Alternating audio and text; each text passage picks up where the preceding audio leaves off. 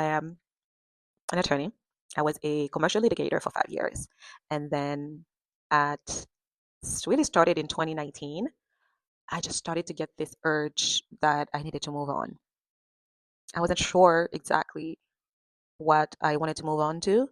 I just knew there was just something, in my belly just kept gnawing at me, telling me that I needed to move on. And so but I hung on for 2 years.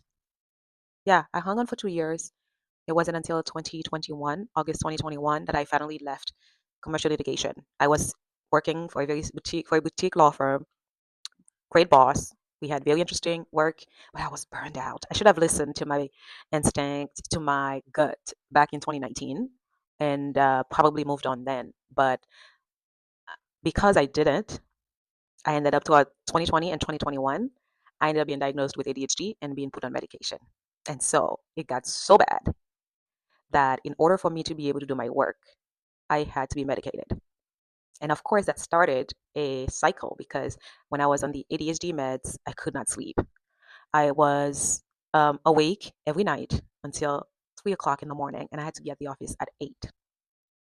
So it started this downward spiral of me needing the medication to stay focused and not being able and remaining still wired, not being able to sleep, not being able to wake up in the morning because I barely got any sleep the night before, and asking myself, why am I waking up every morning for?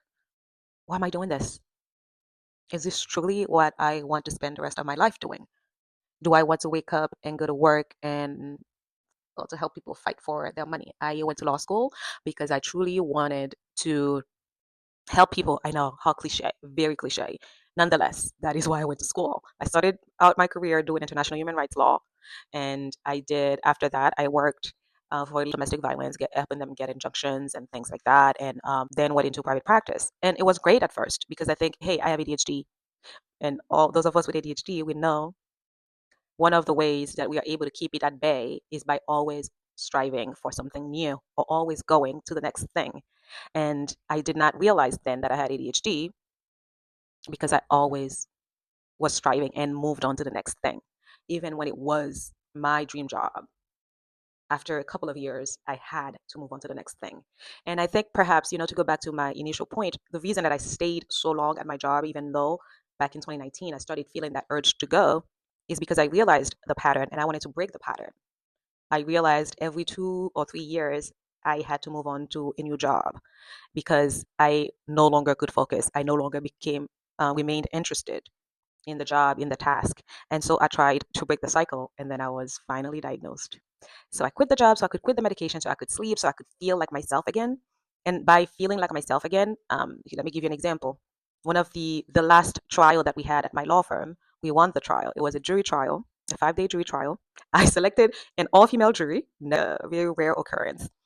I did commercial litigation, obviously, so those are civil cases, not criminal cases. I've never, not locally in the U.S. anyway, I had never done criminal cases. So I was confident in that the jury that I put together, and that paid off.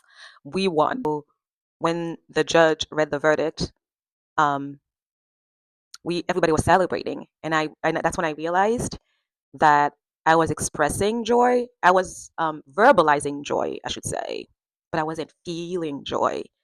um, I was not able to feel that emotion.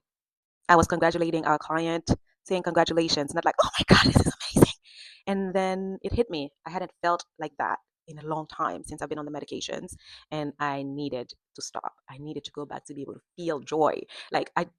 No, everything else in life, I need to be able to feel joy. And so that was a light bulb moment for me. And then I told my former boss, I have to go. And so I needed to quit the medications because I couldn't keep working without taking the medications. I couldn't keep taking the medications. So I quit. And since then, since August 2021, I've been on a journey to avoid stress. And I am so serious about that. I have jealously guarded my nervous system to the point that I've been joking that I think I've rewired my nervous system to the point that it's really very hard for me to feel stress in the past 4.5 years. Anything that I felt would cause me too much stress. I've said, nope, not doing that because I just remember how badly I felt, how rough it was for me. And so um, that's been my only goal for the past 4.5 years. Well, the past 5 years, we're already in August 2026. Yeah, it's been 5 years. Yeah, so that's been my only priority over the past 5 years. But now obviously I've done other things career-wise. I got a master's, pursued some other things that sort of kind of worked out, but never fully to the point that I wanted them to work out. And so I've been kind of on this journey, trying to find the balance of maintaining my freedom and my cortisol level low, and then still being productive. I think I finally cracked the code. And so perhaps should I take you on the journey with me so we can talk more about it? Maybe? All right. Well, if you want to follow me along, my name is Natalie, and welcome.